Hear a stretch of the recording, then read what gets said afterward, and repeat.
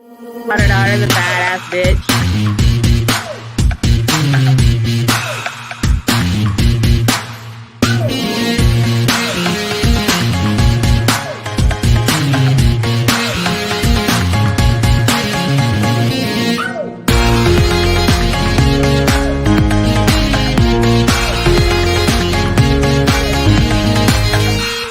As you were. Hey, everybody. Welcome to the Slaughter Daughter House. Thanks for meeting us over here after our first little preview over at Zazel's channel, Sergeant Slaughter Slaughterhouse. Hey, Dad. Oh, Can't hear you. Can't hear you. Try to unmute yourself.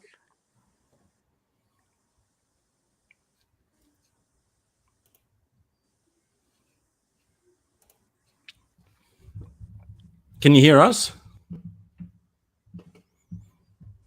We're having technical Can you difficulties. hear us, Dad? We can't hear you. So if you tap the screen on the bottom, there should be a mic. That's the cam. He's going to try again. Okay. Yeah. I don't think he was on So mute. hey, everybody. Thanks for coming back over to thanks for joining us here. Here I am. There he is. There you are. You. Hey, Dad. Hi. How are you? Good. How are you doing? I'm good. How Great. was your day?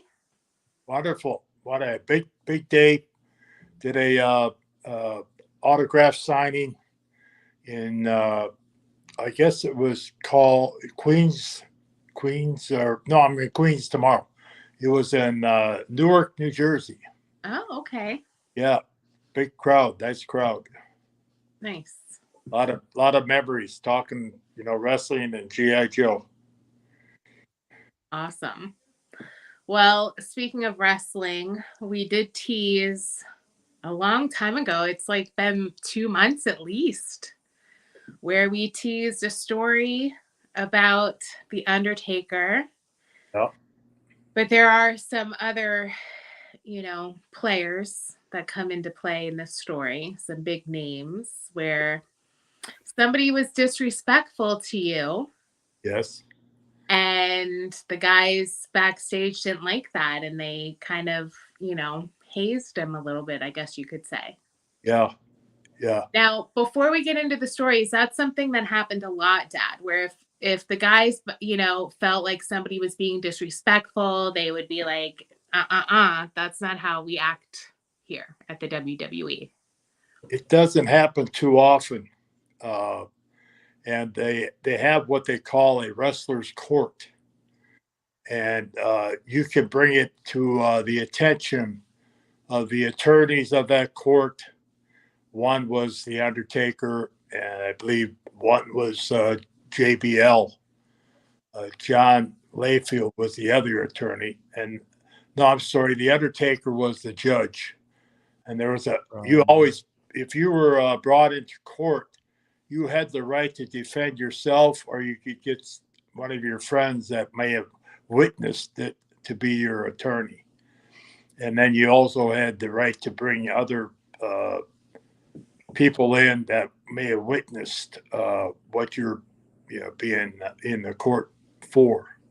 So it was just a way of keeping the locker rooms, everybody up and up, that nobody was above anybody. Everybody was the same. Respect, especially for the legends or the guys that kind of paved that road for all those who were there, and especially the new recruits that were coming in. And so there was one case where a referee got upgraded to first class for some reason, and he sat in the first class seat. So instead of offering his seat to a veteran that was sitting in the back of the plane, he didn't do that. So it was brought to the attention of the locker room court that this was disrespect, that referee should have given his seat up for someone that other than a wrestler, or, I had no problem with it if he got upgraded. All better for him. But in our world, in that locker room, that was disrespect. That he didn't give up his seat for a higher echelon, basically. For like a legend. Right. So he was brought into court. So you go into a room near a locker room area, or at an arena, and you go into this big room. It's usually where they have a talent meeting or whatever before the shows. And Undertaker is the judge, and then the JBL was the attorney, and then whoever was on the defendant either brought his own or he defended himself. So his charge was that he disrespected the talent by not giving up his seat. So the court began. They read the charges, and we all stood around and watched it.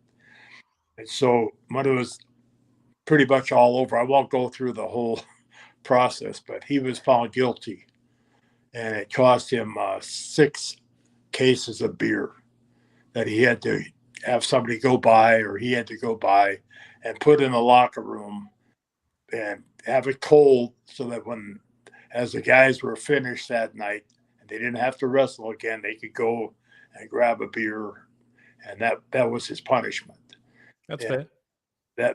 that was one case of a wrestler's court, and that's how that basically was. And you just you learn the respect, basically, because a lot of wrestlers are sons or daughters of professional wrestlers, so they've been around the scene.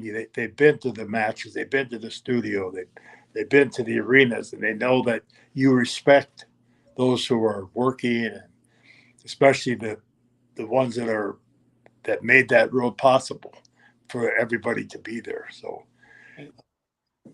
we That don't was really paved the way. have a problem with it. They had a little problem when the 3 guys, Moxie, freaking, what's his name? Seth Rollins, and the champion today. They were a group of guys, there were 3 guys that wore black and came down. They never came through the locker room or through the stage. They came down through the audience. Roman Reigns Right. had a 3 guy gang, and they had a little problem. Not so much Roman, but the other 2, because they didn't have anybody that ever taught them to have respect for those who got you where you're at. But Roman's, father and uncles and people have been in the business since it started, so he learned to respect. So he was off the hook, but the other 2 got a little bit of a problem because they weren't showing respect, and basically just saying hello to somebody. Moxie had a problem with that. He wasn't a friendly guy, and he didn't want to make friends, seem like. But that soon changed after a few court cases, and a few things that happened to him, to his car, or to his clothes, or things like that. That's the wrestler's law, that if you disrespect, you pay the price. Gotcha. Which, I mean, that's a good thing, but it's not something you would see in other career paths. Right. That's true. So Dad, so there was a wrestler, and I don't know that he lasted very long, and he disrespected you. Right. Do you want to tell the story? Do you want me to tell the parts that I know and you can interject? How do you want to do this? Sure. I was being I was a commissioner, and then after Shawn Michaels was put into that position, I was still wrestling, and so they asked me if I would wrestle Muhammad Hassan, and he was an American Iranian, Iraqi, I believe it was, and What year was this? I'd I have know to it say was commissioner days, so 97, 98, something like that, 96, 97, 98. I okay. don't know specifically what year it was, but so we were set up to have a match because I was the Sergeant Slaughter, the U.S. Marine, and he was an American, but was being what he called uh, made fun of, and he was harassed, and all these things because he was from another country, but was an American citizen. He was from Iraq, so he felt that he was disrespected. This was his character, not him in real life. Right. So the character Zazel, do you have that picture that you can throw up for us of Muhammad? Right. So this was Oh, hang on. I took that one down to get the other one. Hang on. One moment, please. okay. So his name at this point, because he had a couple characters, right, that he played dad, but at this point it was Muhammad Hussein or Hassan. Hassan. And he was in real life actually Middle Eastern. Yes. Yes. But born in America. Right. And okay, so he dressed, how did he dress? He dressed with the headpiece. Yes. He had and tights. a headpiece on and spoke perfect English, but he just believed in his culture and where he was from. And even though he was an American citizen, he was being harassed because he was from Iraq. And so they decided to have a match between the two of us. And so he had there he is. And he had he was a pretty good hand in the ring. He was a pretty good wrestler because he'd been in the business for a while. And he had a tough time with a lot of the talent, I guess, because they, I guess he just didn't rub off right on a lot of talent. So we are So he wasn't well liked backstage. right, Okay. and so he had that was count one, or the first problem that he had is he did have people liking him, and things like that. So that made it difficult. That was strike one. Of course, strike two, he thought he knew everything and that he was, uh, Arrogant. arrogant. He was, could be told this, could be told that. And so they lined us up for a match. And so we were standing, he was standing out by the ring. And I came down, walked around, said hello to a lot of the guys, and found out that he and I were going to have a match. So I went down, and Steve Austin happened to be there. And Steve and I had a bad run earlier in our careers where I was the commissioner and he was giving me his stunner. And sometimes, he had the world on his shoulders and he was hard to get along with. And one night we kind of had a little run in at a hotel and he said some things to me that I didn't appreciate. And so I kind of let it be known that wasn't a big Steve Austin fan, And I didn't care if he knew about it or I told him I would tell him to his face, and so uh, here we kind of over the years kind of mended the fence a little bit. We started saying hello to each other, and he was just coming in maybe once a month or maybe every other month just to do some promos and things for pay-per-views. And we got to talking and we got to be friends, basically. And so a lot of our problem went out the window. It was basically, over with. So I walked down and there's Steve, sitting at ringside, just kind of talking to guys and watching different things that were going on. And so I went over to Muhammad and I started talking to him about a few things, what's going to happen in the ring and this and that. And, beware the Cobra clutch and the slaughter cannon and try to feel him out a little bit. And the next thing I know, he walks away from me and walks like while you're talking to him. Right, while I'm talking to him. And he walks like 2 or 3 rounds around the ring. He's almost on the other side of the ring from me. And I'm just kind of like looking around for him because somebody had said something to me. So when I turned around, he was gone. Kind of in mid sentence, he disappeared. And I looked for him. Then finally I see him. He's on the other side of the ring. What's he doing over there? So I motioned for him to come back over. So he comes back over. He had a manager with him, and comes back over. And I said, kind of basically said, was there something wrong?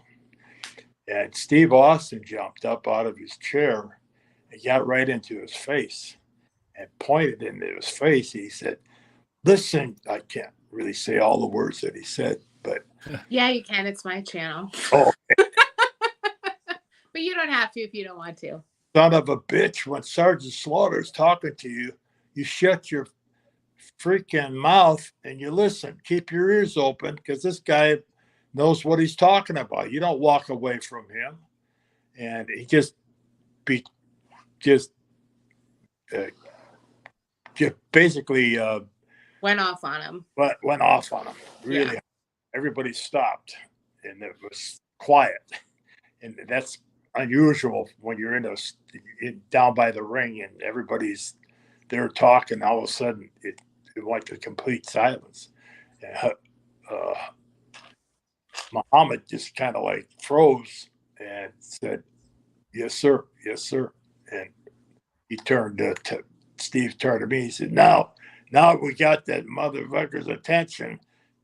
You can start talking to him again." Son of a bitch, what's wrong with these guys? He just and so we finished our conversation. We had our match, and then we went over to Hawaii, and nice. We had a trip to Hawaii. We had like 3 days over there, and so the first time I got on the bus to go to Now they had a villain bus and they had a faces bus. Yeah, there you go. So all the basically the good guys were the bad guys were on the. So I'm sitting on the bus waiting for everybody to get on, and here comes Big Show. Hey, Sarge. Okay, yeah. Hey, Sarge. Shakes my hand and bends over. Did that Muhammad disrespect you? I said, well, yeah, I guess, because that's all I wanted to know. Goes back, gets in a seat. Here comes the Undertaker. Hey, Sarge, how's it going? Did that Muhammad, was he disrespectful to you? Well, yeah, I guess he, and guy, boss man, same thing. Hey, Sarge, how's it going? Did that Muhammad disrespect? So 10 guys, Bret Hart and the guys like Shawn Michaels and Marty Jannetty's and and the Rock, and guys like that. Oh, hello, did he just? Yeah. So now the whole bus came on, and they all basically asked me the same thing. So we get to the arena, and we're scheduled. I'm not scheduled to wrestle. I'm a road agent, and so we get to the arena, and we lay out the matches: who's on first, who's on second, and the last match is a battle royal. Not a Royal Rumble, but a battle royal. So everybody's in the ring at one time. And Muhammad, who was supposed to go out like second or third, be thrown out. Uh, they didn't let him go out. they they kept him in there. They took turns, put him in the corner and giving him chops and backhands and go to throw him out, but then they would throw him out and they'd stomp on him and the poor guy went through living hell because he was in there for probably a half hour just being, taken advantage of. His chest was bleeding because he was being hit so hard. And I remember Chris Benoit, he was ahead of the whole thing, and he just reared back and he had the guys actually hold his arms and just kept chopping him and chopping him and chopping him. Chris Benoit was one of those guys that when he saw you, he almost went down to a knee. That's how much respect he had for me and a lot of talent, but especially me. He would almost go to a knee and say, "How are you? Thank you for being here, and thank you for everything you've done." So he was the main guy, just boom, boom, boom, and finally they threw him out with like 1-2 guys left. And they finally threw him out, and he went to the dressing room. Oh man! And so we all showered. They all showered, and we get back on our buses to go to back to the hotel. And he came on our bus. He came up to me and he said, "I apologize for disrespecting you. I will never do it again. You are a man that should be respected, and I wasn't sure how to do it, but I learned tonight that I'll respect you or anybody that's here." And I said, "Well, good, thank you. I'm glad you learned your lesson." I didn't tell them to do that. He says, "No, I know you didn't do that." I said, "That's just the way it is. That's the wrestler's law." That if you that kind of thing. So things happened to him. After that, they weren't done with him. His headpiece was stolen, and that same tour, so he had to put a towel on his head. And had to figure out some way to put that on his head so he looked like that character. It was kind of hilarious in a way because he had this big white towel on Right. Those are the things that happened to him, and a lot of things that I won't talk about that happened to him.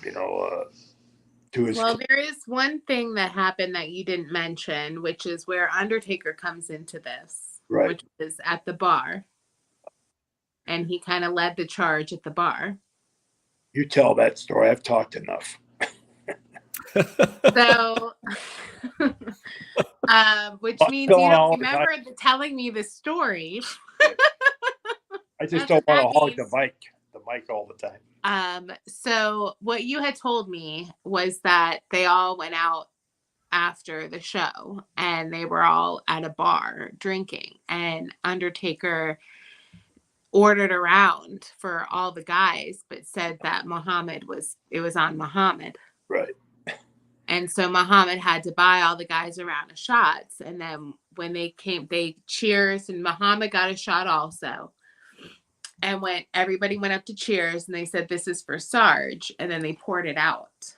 Right. That happened several times that night. Yeah. And then they said another round, and it's on Muhammad. Right. And then they cheers again and said, "This is for Sarge," and then poured it out again. Now I'm thinking, one, this is alcohol abuse because this is a perfectly good shot. Who's being wasted? Being Oh, wasted, man. Yeah. you know, That- on the floor. But it wasn't cheap either. I think they were ordering like Crown Royal. Crown Royal or Cavassier or something. It was something a little pricey. It was a heavy bill for him. Yeah. But that was one of the things I didn't want to mention, but now it's out there. But that did happen. Yeah. Of course, his shoes got excrement in them. Bad things like that. Somebody took his shoes into the bathroom and filled them. Oh, no. When you come out of a ring and you're sweaty and you get a shower and you're ready to put your shoes and socks on, and you can smell that something's not right. Oh, Your no. shoes are full of poop. It's not a fun scene. There's no clean. That's when they just go in the garbage. Yeah. There's no cleaning those. Yeah. If it's your own shoes, then you got to clean them out. Yeah. So, but those are the things that happen, and So was there a locker room? Was there like a whole trial and everything for Muhammad? Oh, they never had a trial for him. No. Oh, they didn't. Guilty. This was a vigilante attack. Gotcha. And I know you've said before that Undertaker was like the head of all of that. He basically was the one that if there was a problem, they would go to him and decide if they're going to have a court or not. And he basically kind of ran the locker room. If there was a problem with somebody, they'd go to him and seek his advice or ask what to do. Should we go to court or not? And he got that reputation as being the judge, judge and jury, both. But I brought Mark into the WWF at that time before this all had happened. That he got that much power. But a good man, and really, He found his tape in a box. Yeah, found him in a box of tapes. Yeah. I was given a job by Vince McMahon because I had a back injury and I lived in Connecticut near the office. So he said, "Why don't you take some time off and just come into the office and work for a while?" So I said, "Okay." So I got a nice suit and went to the office, and I went to his room, to his office, and knocked on the door. And after a good conversation, he said, "Well, what should we have you do?" And I said, "I don't know, Vince. What do you want me to do?" And he goes, "Sarge, I don't know what for you to do. What do you think you should do?" And we kept going back and forth, back and forth. What should I do? I don't know. What do you think I should do? So finally, he said, "Come on with me." So we go into the talent relations part of the office. And J.J. Dillon was running the talent relations department. And so we knocked on his door. We go in. "J.J., Sarge is starting today, and I want to, do some things. What do you think he should do?" And J.J. said, "I don't know, Vince. What do you think he should do?" And Vince says, "I don't know, Sarge. What do you think he should do?" And it kept going. The same thing in Vince's office is now going on in J.J.'s office. So finally, Vince says, "Oh, you guys figure it out. I got to go get back to my office." So busy. Yeah, and I've had this conversation many times, and we laugh at it every time. But it was such an important part of this business and where it's gone to, that this moment is part of history, And so he takes me into this room, and he used to always do kind of like this, thinking. That's how he thought, with his thumb or his finger on his nose. He says, "I got an idea. Come on with me." So I follow him, and he opens up this room, and he turns on the light. It's like an empty office, but it's all filled with boxes of tapes and letters and videos and all kinds of things. He said, these are what we call the wannabes. I said, wannabes? He goes, yeah, they want to be WWE superstars or WWF superstars. So why don't you go through all these and see if you can find somebody? Maybe stumble across somebody. I said, oh, okay. So I order up a couple of machines and VHSs and DVD machines and tablets, pencils and pens. And so I start watching. I start opening up envelopes of pictures and a resume, basically. Can I just interrupt? When you say tablets, you mean actual pieces of paper, not a tablet, because this was like back in the day before Legal. iPads existed. It was actual tablet of paper. Okay, please continue. And, It was a stone tablet, and he had a chisel. I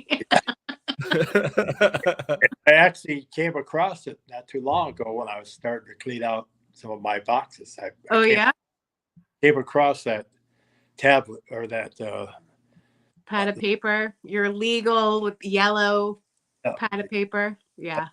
legal pad and all these names and numbers and my little notes about that talent. Oh, that's cool.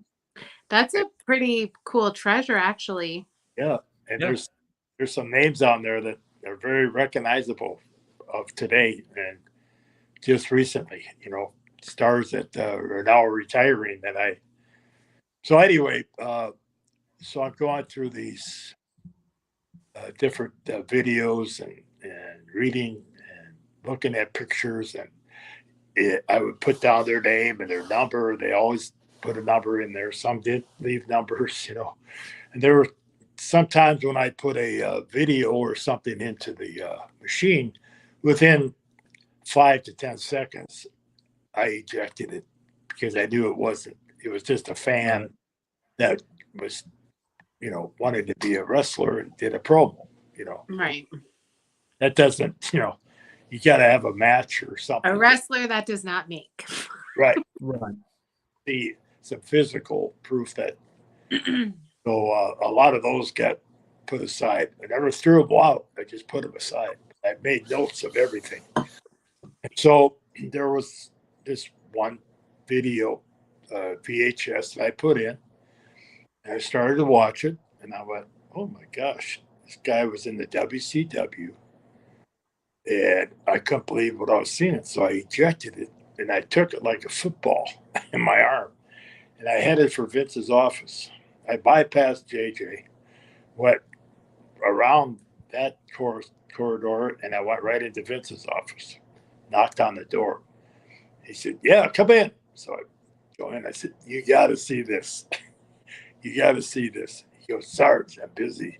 If you believe that person needs a tryout, bring him in.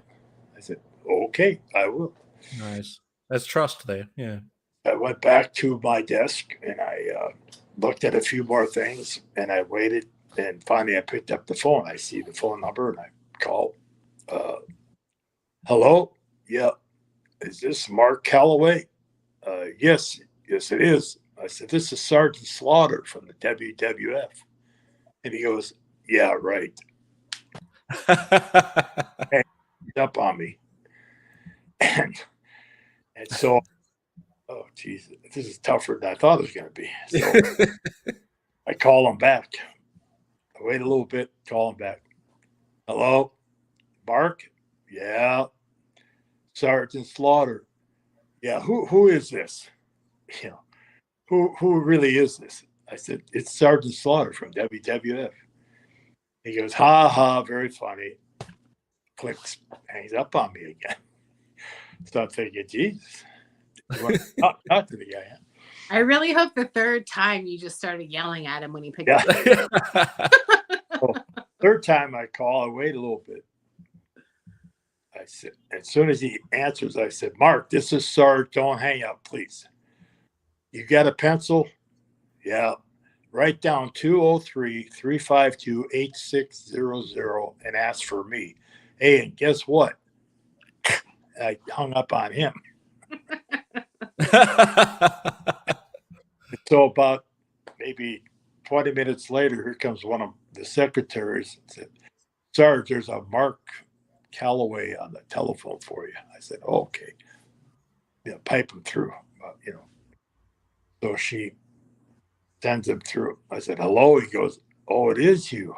I said, yeah. He said, damn, Sarge, I'm sorry. I thought somebody was playing a joke on me or a rib on me. I said, well, I got your video. Because again, this was back in the day before caller ID. Yeah. Yeah.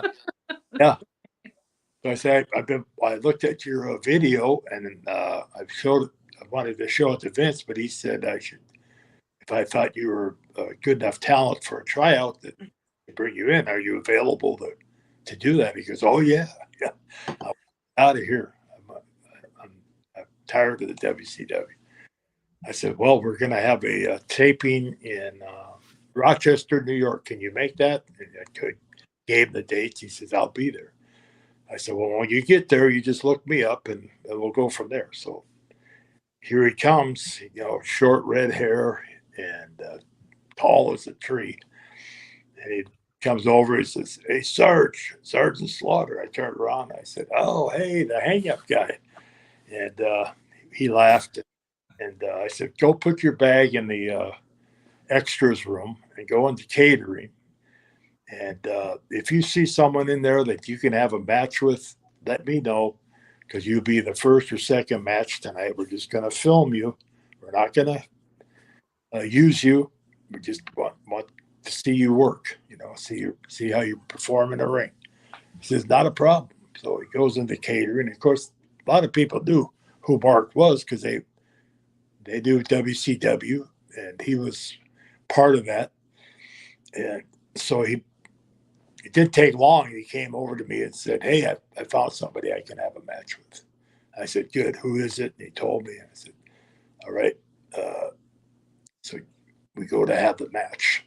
And he's like the second match of the night. And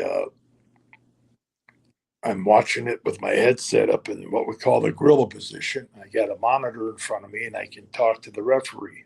The referee has an IV and IB in his ears. So you can, if somebody gets hurt, if you see like this by a referee, that means somebody's legitimately hurt, and you talk to the referee. Or if they're a fan is coming in and they don't see him, you tell you, hey, look out behind you, And so that's how the referees are mic'd up and why they're mic'd up.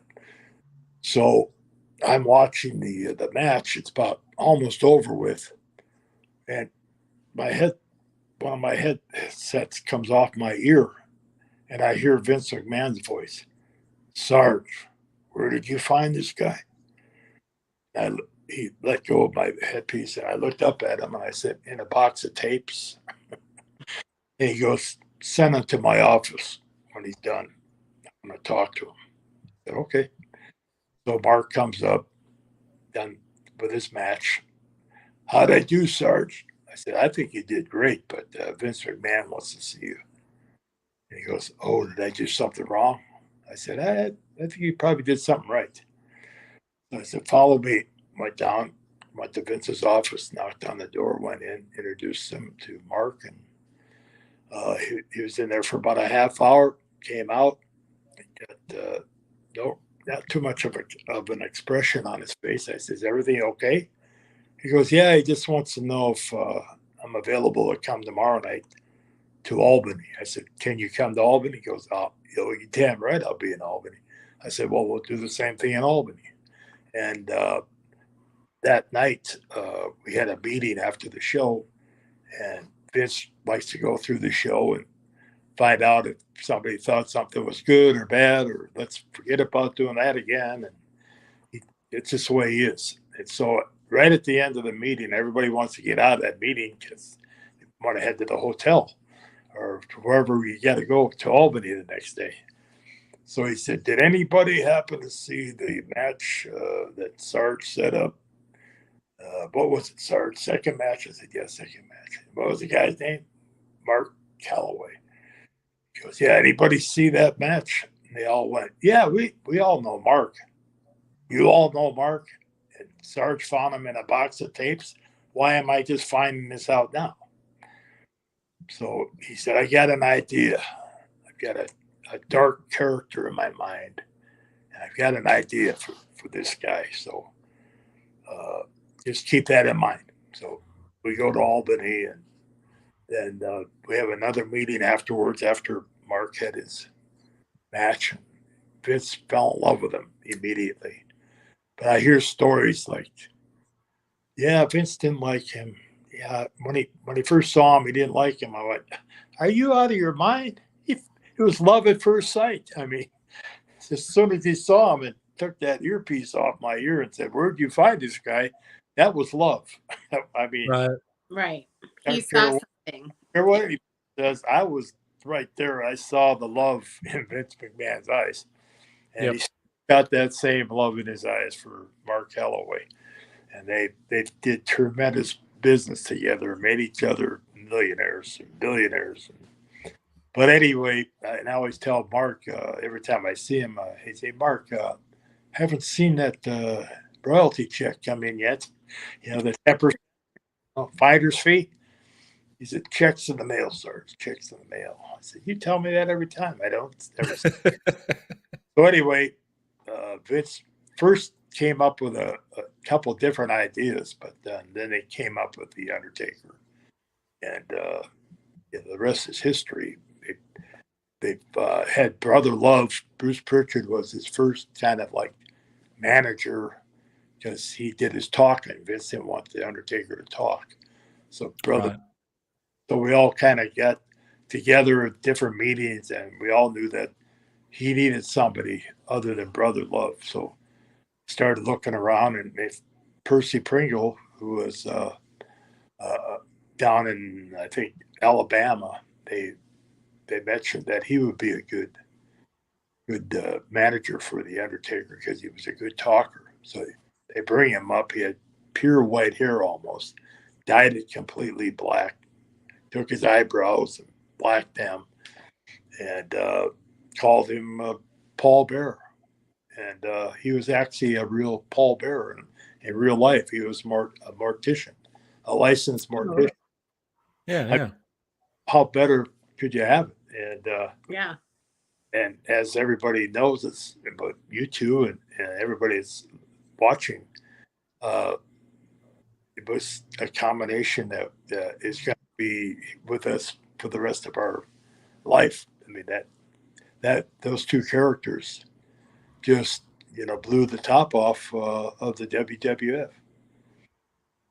and I just happened to find him in a box of tapes, and I wasn't only him. 1, 2, 3 Kid, X-Pac. I took his video to Vince, or asked him to come and watch it, and he said, "A little bit small, Sarge. A little small." I said, "Vince, you can't have all heavyweights. You got to have some lighter weights, because there's so much talent." I did every one of these, not everyone, but a lot of these are guys that are 220. They can't all be 300 pounders. Maybe you could have a lighter class championship or something.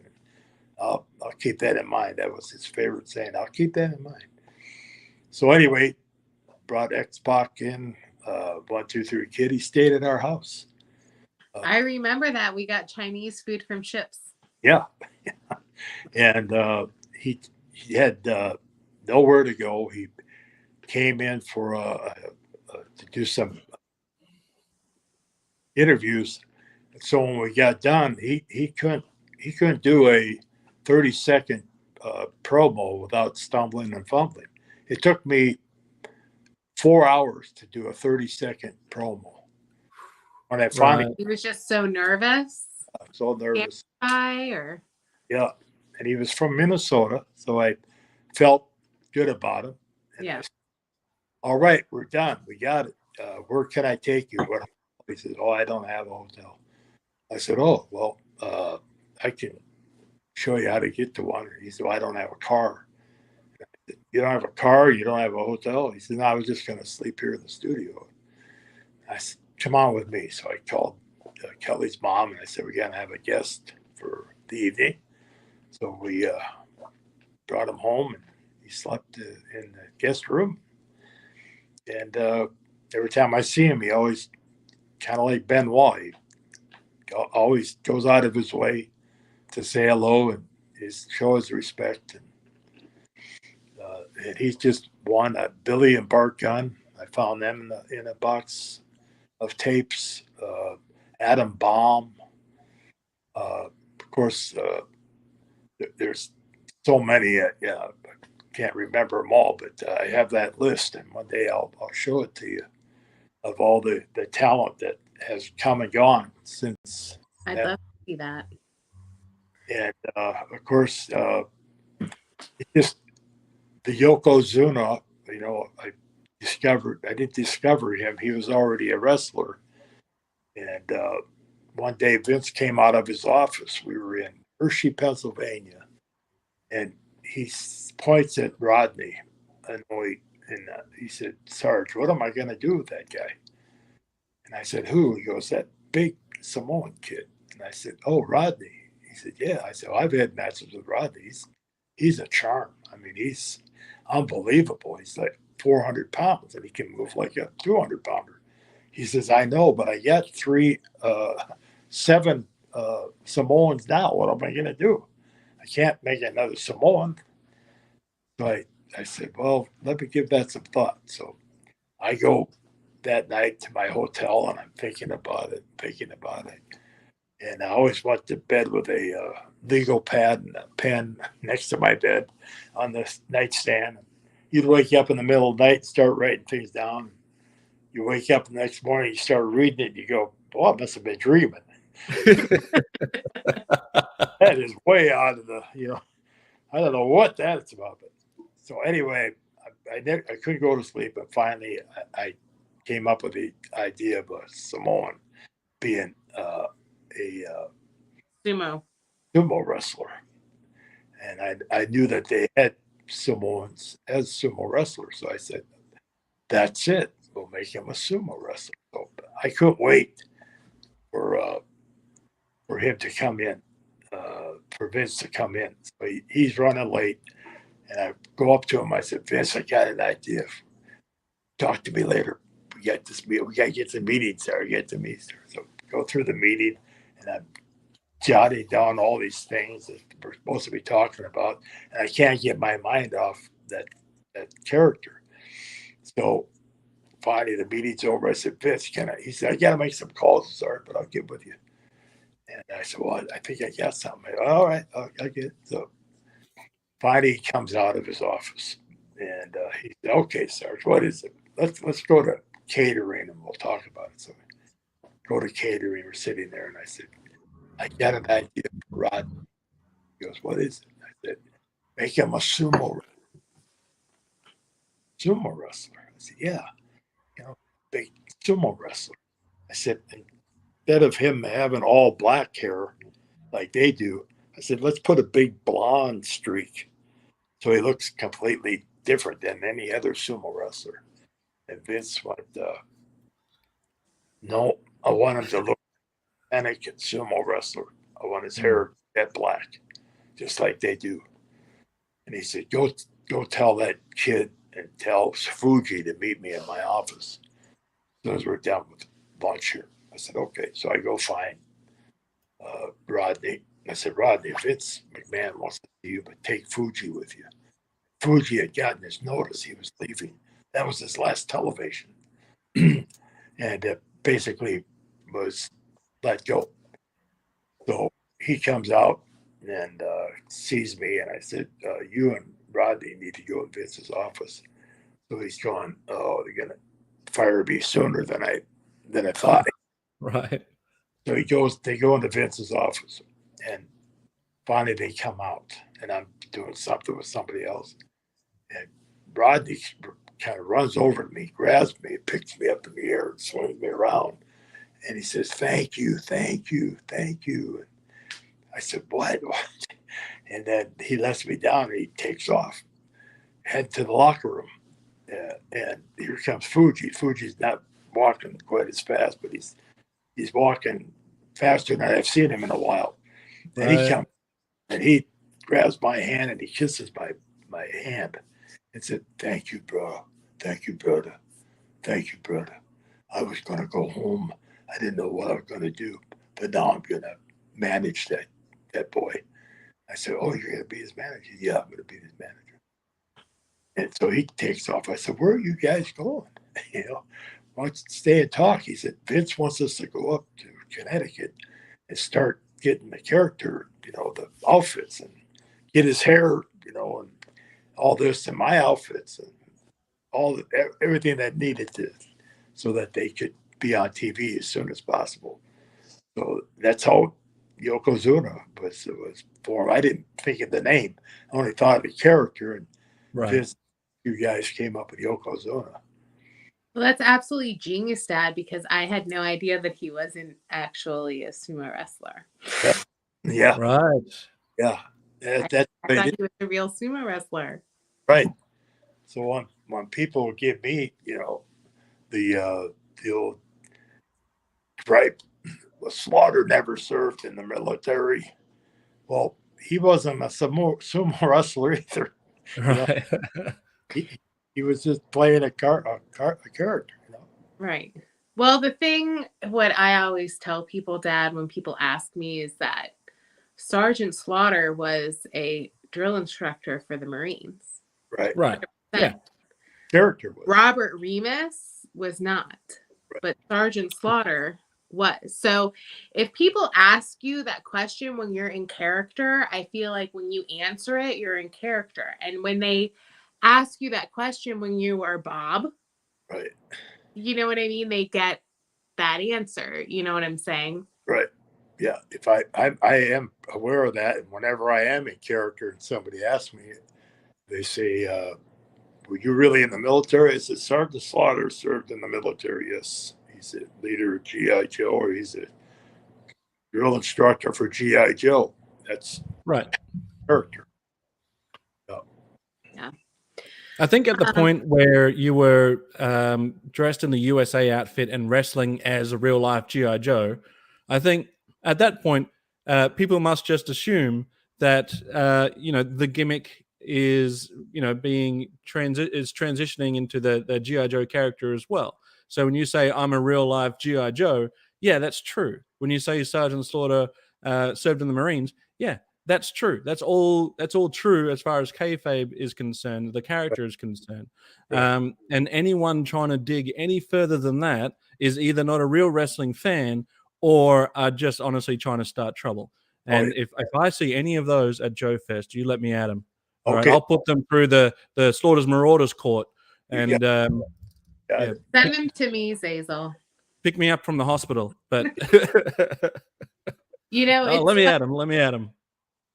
I sent something to Zazel this week, and Dad, I didn't tell you about it. And it was really just something. Somebody tagged me in Facebook. A picture. It was a Polaroid, and it was you giving a kid, a little boy, the Cobra Clutch. And he had posted it on Facebook and was like, proof that Sergeant Slaughter put the Cobra Clutch on me. And somebody tagged me in it so I could see it, and it was great. But then someone in the comments said that they didn't respect you as a person or a wrestler. But as a Joe, you were okay, or something like that. Right. Yeah. And Dad, when I tell you I went off on them, I kind of feel a little bad for him because I felt the heat from here. Yeah. I was like, who the fuck are you to have any opinion on who my father is as a person? Right. And his response was, you can't be serious. And it was a GIF. It was like a animated cartoon that goes over and over again. Right. Saying you can't be serious. And I was like, I'm 100% serious. You can say whatever you want about him as a wrestler or as a Joe, good or bad. You can say horrible things as him as a wrestler, as a Joe, or you can say wonderful things as him as a wrestler or as a Joe. But him as a person, when you talk about Robert Remus as a person, you're talking about who he is as a father, a husband, a son, a brother, an uncle, a nephew.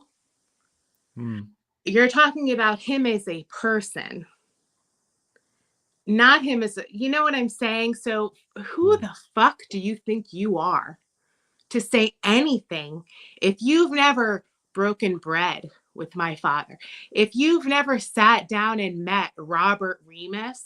If I don't know who the fuck you are, you have no right to talk about who my father is as a person, because you don't know him as a person. Yeah. Well, I respect you to do that. I know you've gone to bat for me many, many times. Yes. And many times. I get the same thing. I just don't answer them, you know, because it just escalates into something I don't want to get in. Right. Well, I've got big trouble being on New York radio shows and being a character saying, yeah, I served in Vietnam and this and that and this and that. And it came back on me. So I said, I'm not going to do that anymore. You know, it's just not worth all that aggravation. But and then the next breath, people are sending me texts. You're the reason I joined the military. Thank you. I love you. And you know, there's no way to satisfy everybody. You know, no. Uncommon valor they call it when I wear a insignia or something like that. That I'm disrespecting the military. I have never disrespected the military. You know, my uncle lost his leg and I stepping on a mine in Korea, and he was my hero. You know, played golf with him up till he was about 84 years old. I actually talked to him to his son the other day, and I felt bad for him because he had a prosthetic leg. And when he'd go to reach in to get the ball out of the hole, it was difficult for him. But he learned years how to keep his balance. And so I was at a golf store and I saw this thing you put on the end of your putter and you put it into the hole and your ball sticks to it. And you know, it's over. So I gave it to him and I said, Andy, I want you to use this. I think it'd be a lot easier for you. He said, get that the hell out. I'm going to pick the ball out of the hole. You have to give me anything to help me. And I said, Jesus, sorry. First time I ever heard him, you know, ever get mad at me, you know. That he was so put out that I actually thought he needed that, you know. But then his son told me, don't worry, Bobby. He started using it shortly after that.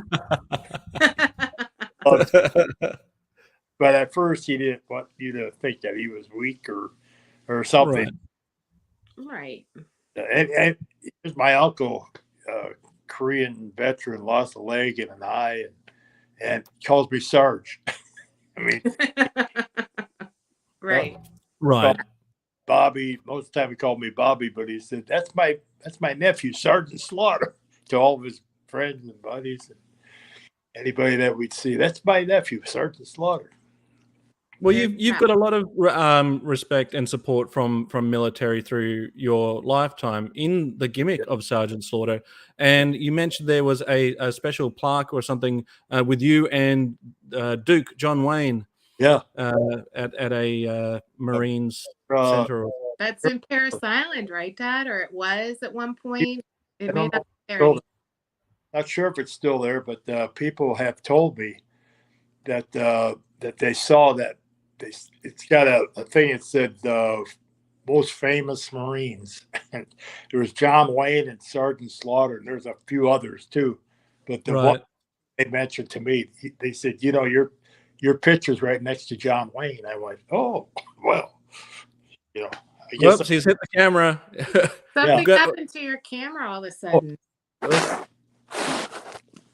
know. There's like, that was so weird. It's like done like there's an effect on it. Did you give it one of those trademark slaughter spits? I must have. Do you know where the camera is? Can you maybe wipe it with your shirt a little or something? I'm sure. Oh, you got me. You got me. Yeah. It's the other side, Sarge. Yeah. It's the camera facing you, The not the front back side, camera. the camera face. Yeah, right there. There we are. There we are. There we Got go. me there, Sarge. Yeah. You got me. I bet I probably spit in it. We need the Yeah. windshield wiper. Spat on it. Jinx. But the respect, I can't tell you how good that makes me feel when someone says, I did this or I did that, or because of you, because of, watching you or listening to you, especially the military people. I mean, it's hard to believe the respect that they have out there, and just keeps growing and growing. Well, Yeah, you've got a lot of for fans. sure. You got a lot of fans that support you, Sarge, that would definitely back you up. You've also got all your wrestling buddies that supported you throughout the year too. I think it's just must be few and far between if ever there is what we call modern day trolling. Yeah. Mustn't be that often. Yeah. Yeah. Well, we're a really tight family, and we look out after each other, and it's good to know that my daughters are in good hands. They both have great husbands and wonderful children, my grandchildren, and I go to bed when I lay my head on the pillow finally and shut my eyes. I know everybody should be pretty safe unless there's a storm or a bad illness of some sort. It's just good to know that everybody's doing so well. Yeah. It's funny because I know that my husband will always have my back, both in strength, brute strength, because he's a big guy, tall and athletic. But he always says, Kelly, I don't need to have your back because you got your own back. Yeah. Like, I know you can handle yourself. Right. So We're it is blessed that Kelly's sister's she's going to start radiation and she's going to be okay. She had some scares. We were all praying really hard for her. She had the guardian angel. We all have guardian angels watching over us, and her aunt, Kelly's aunt, Judy. We always say that she's around somewhere because all of I think the three granddaughters. I'm not sure about Rudy. I think it happened to Rudy, but they're talking to somebody, and when you ask them who, they say Judy.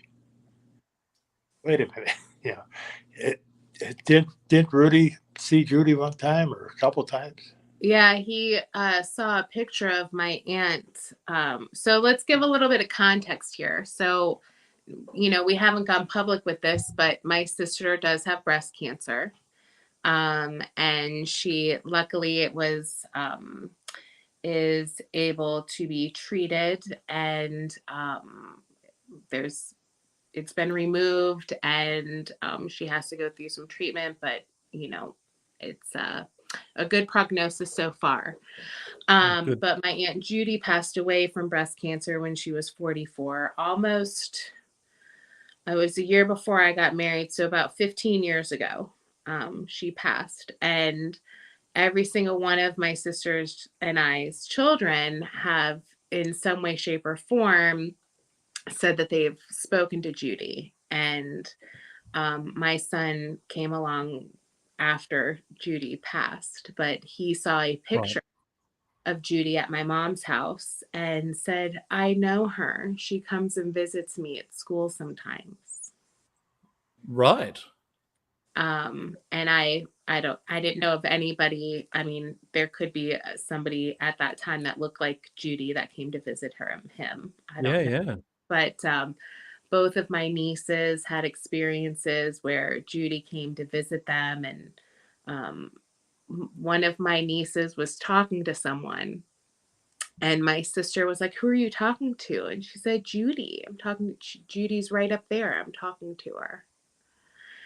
So it's interesting. I feel like 100% our loved ones come and visit us. I 100% think that they come and visit us in dreams. Right.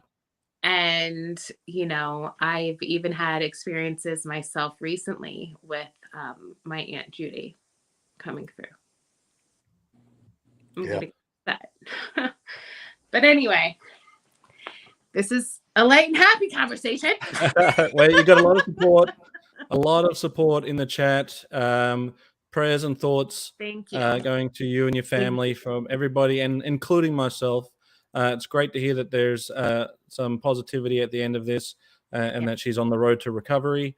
So that's some great news. And lots of support here as well for you, for both of you there.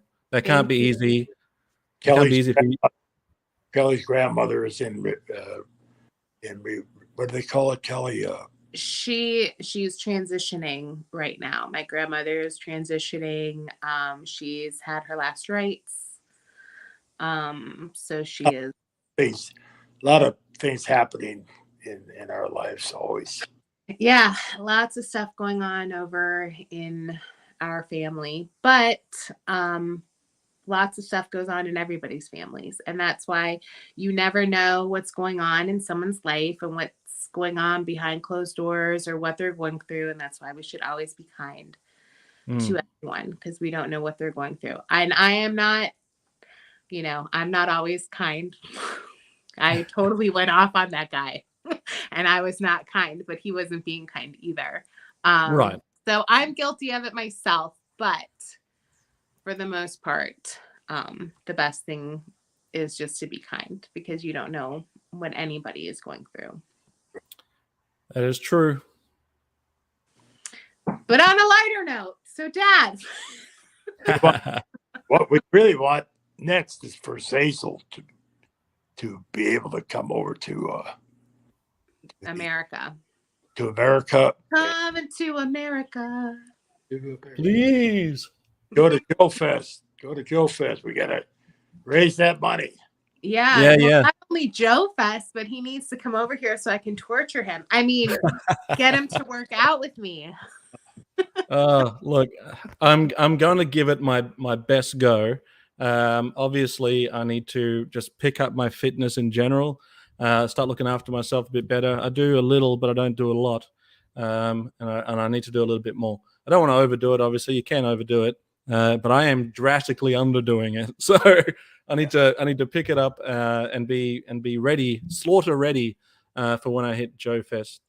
Yes. I appreciate the support, because it's not only am I going to go and meet my childhood hero Sergeant Slaughter, but I'm going to hang out with my good buddy Kelly, and it's the whole experience is just going to be great. It's going to be one to remember, or one to watch back on, because we have to record it, because I might not remember some of it. Yeah, I might not remember a lot of it. Yeah, we need to watch the tape to remember. Right. But Sarge, I've got to thank you, because you gave me the idea to do the GoFundMe. Yes. I wasn't sure what to do to go about doing it. And you said, hey, why don't you just do a GoFundMe? Yeah. I was like, you know what? If the Sarge says it's a good idea, it's got to be a good idea. And if we've heard anything today, is that Sergeant Slaughter is full of good ideas. Yeah. So it's not for nothing, though. We did hit a milestone of, we got some more. If you will indulge me for a moment. Yes. I did get a few more donations during the stream before, the members stream, and I'll give a total of what we're up to now. Let me just sign in. I don't know why it makes me sign in all the time. Just let me be in here.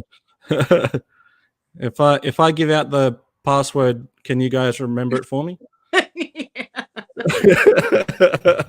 All right, so we're up to $1,220 as of today. Nice. We did get a few more donations from Matthew, Hans Chow, Ryan. I want to thank everybody who has also previously donated. Yeah, thanks, Ryan. Yeah, $1,220 dollary dues, and it's going to be a dream come true. And to be able to meet you both, in person, we get to do this, which is great. If this was the only thing that I ever got to do, then I would be sincerely grateful for that. And I don't want to diminish any of that, because the internet has been able to afford me opportunities to be able to have these candid conversations, which little old me when I was a kid dressing up as Sergeant Slaughter would never have dreamt that he would be sitting here talking to you both and wearing the merch All right. and all of this cool stuff. So if it never happened, which I hope that it does, I would still be very grateful for these moments. But I'm hoping to get an actual Cobra Clutch. I want everybody out there to dig down deep, and let's send him over to Georgia for Joe Fest, and that's an order. Don't make me come looking for you. Oh, yeah. Thanks. Yeah. Thank you very much. I'll drop something extra special thrown in there for the highest donor. Oh, yes. What do you suggest? I don't know. You think? I think it might need to be a surprise, but it'd be coming some giveaways. Yeah. How are we doing on time here? I've got a low battery sign on. Should I go plug in? We are gonna wrap up. Are we? Okay. Yeah, we're wrapping up. In case I lose you. Yeah.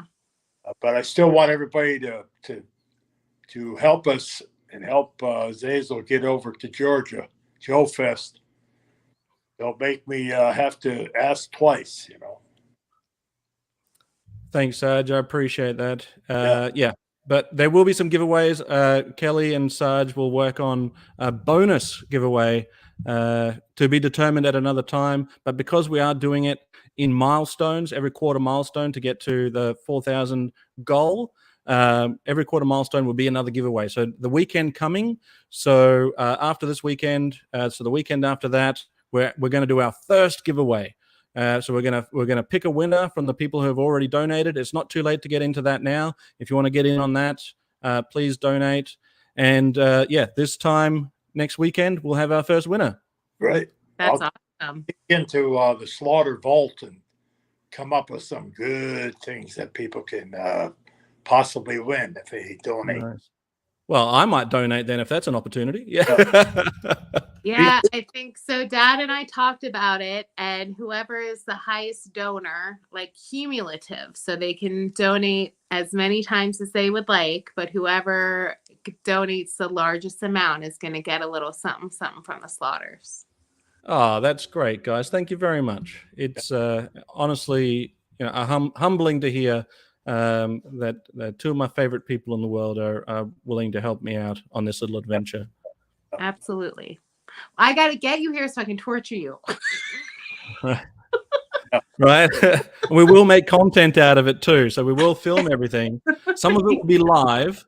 Some of it will be recorded, but all of it will be captured for, what do they call it? Prosperity? Yeah. Prosperity? Is that the right word?